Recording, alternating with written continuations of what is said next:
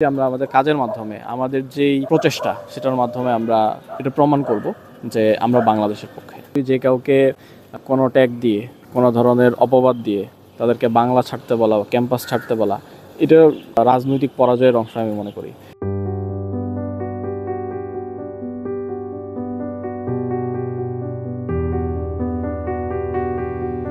5ই আগস্টের পূর্বে যে ধরনের একচ্ছত্র আধিপত্যের সংস্কৃতি আমরা দেখেছি, পরবর্তী সময়ে এটি আমরা পাইনি। ফলে এই জায়গা থেকে আমাদের যতটুকু ক্যাপাসিটি রয়েছে আমরা চেষ্টা করেছি সবটুকু দিয়ে শিক্ষার্থীদের জন্য কাজ করার, এবং এর পরবর্তী সময়ে যেই বিশ্ববিদ্যালয়ের পরিবেশ সার্বিকভাবে আমরা এটাকে ইতিবাচকভাবে দেখছি। একটা সময় ছাত্র শিবিরকে সমর্থন করাও এক ধরনের অপরাধ হিসেবে দেখা হতো। সেই সময় যেহেতু কেটে গেছে, এখন আমরা মনে করি যারা রাজনীতি সচেতন তারা কর্মসূচি দেখে, শুধুমাত্র বক্তব্য বা কথা দেখে নয়, বরং কর্মসূচি দেখে কী ধরনের কাজ ছাত্র সংগঠনগুলো করছে সেটার ভিত্তিতে শিক্ষার্থীরা সমর্থন দিবে। ফলে আমরা যেহেতু ইতিবাচক কাজের ক্ষেত্রে প্রতিজ্ঞাবদ্ধ, ফলে আমরা মনে করি যে যারা রাজনীতি সচেতন শিক্ষার্থী, যারা সরাসরি রাজনীতির সাথে জড়িত নয়, তারাও আমাদের সমর্থন করছে।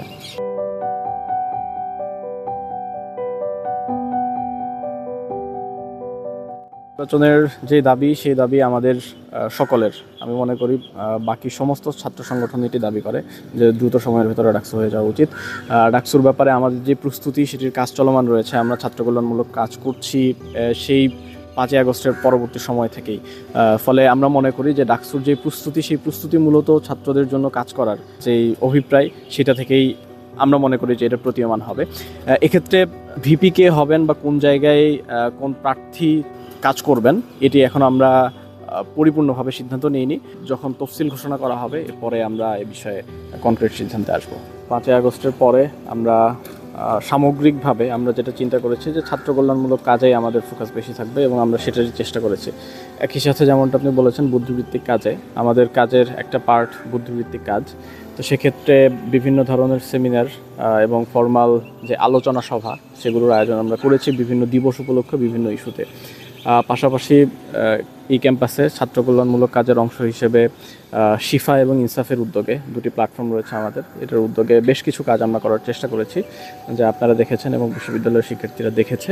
আমরা মনে করি যে যেই মুক্ত পরিবেশ আমরা ক্যাম্পাসে পেয়েছি, এই সুযোগ যদি আমরা পাই, তাহলে এই যে ধারা, ইতিবাচক কাজের যে ধারা, এটা বজায় রাখা সম্ভব।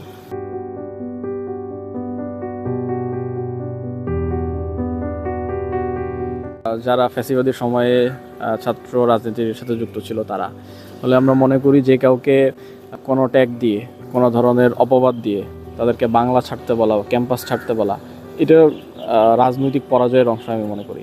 বরং যদি কেউ আদর্শিকভাবে মোকাবিলা করতে চায়, যদি বুদ্ধিভিত্তিকভাবে মোকাবিলা করতে চায়, তাহলে তার ভাষা এবং কথা বলার যে প্রক্রিয়া, সেটা ভিন্ন হওয়া উচিত। জুলাইয়ে যারা একসাথে কাজ করেছেন, আমি মনে করি জুলাইয়ের একক শত্রু ছিল, ফলে এই জায়গায় সবাই এককভাবে কাজ করতে পেরেছে। কিন্তু এখন যেহেতু প্রত্যেকের মত আলাদা, প্রত্যেকের পথ আলাদা, ফলে আলাদা আলাদাভাবে প্রত্যেকেই কাজ করবেন। কিন্তু আমার মনে হয় যে বাংলাদেশের জন্য কিছু ফান্ডামেন্টাল জায়গায় এক হওয়া দরকার। যে ইতিবাচক কাজগুলো রয়েছে, সেই কাজগুলো যদি ভালোভাবে করতে চাই, তাহলে কিছু জায়গায় অন্তত ঐক্যমত থাকা উচিত। কিন্তু এক্ষেত্রে যারা বিভেদ তৈরি করার চেষ্টা করছেন, আমার মনে হয় যে দীর্ঘমেয়াদে এর ফলাফল ভালো হবে না। ছাত্র শিবির 1977 সালে প্রতিষ্ঠিত হয়েছে, এবং প্রতিষ্ঠার পর থেকেই প্রতিটি কাজে তারা বাংলাদেশের যে স্বার্থ রক্ষা, সেটার জন্য কাজ করেছে। ফলে যেই বিতর্ক আবার পুনরায় সামনে নিয়ে আসা হচ্ছে, যেই বিতর্ক ফ্যাসিস্টরা তৈরি করেছিল, সেই বিতর্ক তৈরি করার মাধ্যমে আমরা মনে করি যে আমাদের যেই পলিটিক্যাল স্পেস, সেটাকে সংকুচিত করার ষড়যন্ত্র করা হচ্ছে। এই জায়গা থেকে আমি মনে করি যে ছাত্র শিবির এবং ছাত্র শিবিরের সাথে সম্পৃক্ত যারাই আছে, প্রত্যেকে বাংলাদেশপন্থী। তবে এইটার যে ভ্যালিডেশন, এটা নেওয়ার জন্য আমাদের অন্য কারোর কাছে যাওয়ার প্রয়োজন নেই। আমরা আমাদের কাজের মাধ্যমে, আমরা আমাদের কর্মসূচির মাধ্যমে এটা প্রমাণ করব। এক্ষেত্রে জাতীয় পরিসরে যে বিতর্কগুলো তৈরি হচ্ছে, সেটার একটা প্রভাব তো অবশ্যই ক্যাম্পাসে পড়বে, কিন্তু আমরা মনে করি যে আমরা আমাদের কাজের মাধ্যমে, আমাদের যেই প্রচেষ্টা, সেটার মাধ্যমে আমরা এটা প্রমাণ করব যে আমরা বাংলাদেশের পক্ষে।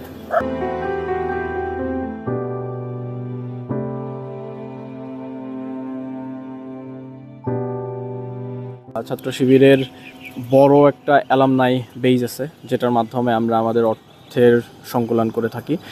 ফলে এই কারণেই আমাদের উপরে যে চাঁদাবাজির যে ধরনের অভিযোগ এটা আসে না। এটার কারণ হচ্ছে যিনি স্বেচ্ছায় কোনো একটা অর্থ প্রদান করেন তিনি অবশ্যই চাঁদাবাজির যেই অভিযোগ সেটি আনেন না। এই কারণে আমরা মনে করি যে এ ধরনের অভিযোগ আসে না। আর এটা আমরা বারবার ক্লারিফাই করার চেষ্টা করেছি যে শুধুমাত্র আমাদের শুভাকাঙ্ক্ষী যারা আমাদের অ্যালামনাই তারা এই জায়গায় আর্থিকভাবে কন্ট্রিবিউট করেন। যখন থেকে কাজ করা শুরু করেছি তখন থেকেই আমরা বলার চেষ্টা করেছি যে শিক্ষার পরিবেশ ঠিক রাখার জন্য যে ধরনের পদক্ষেপগুলো নেওয়া দরকার আমরা বিশ্ববিদ্যালয় প্রশাসনের সাথে বসেছি, লিখিতভাবে দাবি দাওয়া উত্থাপন করেছি। একই সাথে অপরাধ প্রবণতা কমানোর জন্য ছাত্র শিবির দীর্ঘদিন ধরে কাজ করে যাচ্ছে। যে নৈতিকতার কথা আমরা বলি সেই নৈতিকতা রক্ষার্থে এবং সেক্ষেত্রে শিক্ষার্থীদের সচেতন করতেও আমরা চেষ্টা করে যাচ্ছি। ফলে অপরাধ যাতে না হয় ক্যাম্পাসে, অপরাধ প্রবণতা যাতে বৃদ্ধি না পায়, সেক্ষেত্রে ছাত্র শিবিরের যে নৈতিক শিক্ষার যে মডিউল সেটা কার্যকর হতে পারে বলে আমরা মনে করি।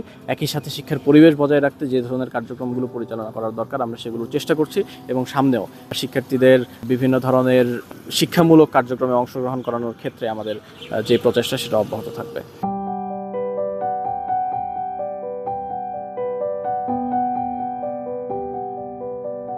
যেই নেতৃত্ব নির্বাচনের যে প্রক্রিয়া এটি একই সাথে অন্যান্য ছাত্র সংগঠনের চাইতে আলাদা এবং কিছুটা দীর্ঘমেয়াদী।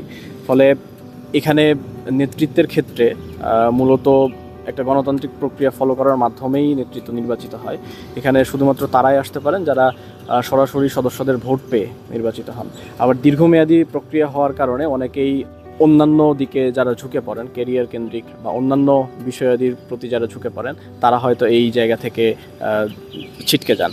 কিন্তু এখানে যে ধরনের ন্যারেটিভ তৈরি করা হয় যে ঢাকা বিশ্ববিদ্যালয় থেকে নেতৃত্ব তৈরি হয় না, বিষয়টি আসলে সেরকম না। এখনও কেন্দ্রীয় পর্যায়ে ঢাকা বিশ্ববিদ্যালয় থেকে অনেকে কাজ করছেন, ফলে এই বিষয়টি স্পষ্টভাবে নাকচ করে দেওয়া যায়।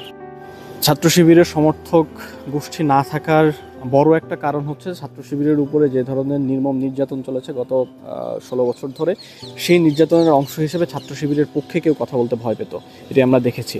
এমনকি ছাত্র শিবিরের নাম নিয়ে যে কারোর উপরে নির্যাতন করা বৈধ ছিল। ফলে একজন সাধারণ শিক্ষার্থীর অবশ্যই এই বিষয়ে সিকিউরিটি কনসার্ন থেকে ছাত্র শিবিরের পক্ষে কথা বলবেন কি বলবেন না এই বিষয়ে তার একটা আলাদা ভাবনা থেকেই যায়।